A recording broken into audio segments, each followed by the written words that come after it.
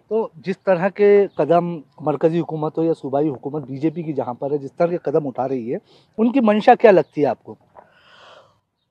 केवल एक हिंदू राष्ट्र का निर्माण,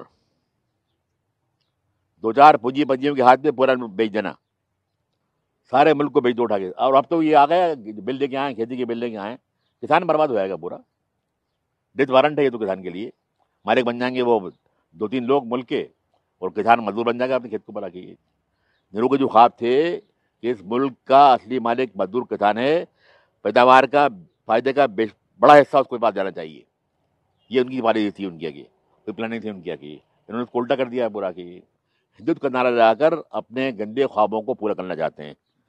उसके अलावा कोई हिंदू एजेंडे के अलावा कोई इनके पास नहीं है, ना रोजगार है, ना डेवलपमेंट है, ना कोई प्लानिंग है, ना कोई और स्कीम्स है इनके पास, कुछ नहीं है इनके पास। मतलब जी, जिस तरह से कुरैशी साहब का साफ तौर से कहना यह है कि हुकूमत अगर मदरसों में वेद पुराण पढ़ाना चाहती है तो हम उनका इस्तेकबाल करते हैं, लेकिन साथ में सभी मजहब की किताबों को पढ़ाया जाए, ये भी ज़रूरी है ताकि इस मुल्क में कौमी यकजहती कायम रहे। और जिस तरह से हुकूमत दूसरों को मौका दे रही है, पूंजीवादियों को मौका दे रही है, उस तरह की चीज़ों पे लगाम कसी जानी चाहिए। ईटीवी भारत के लिए भोपाल से कमर गौस।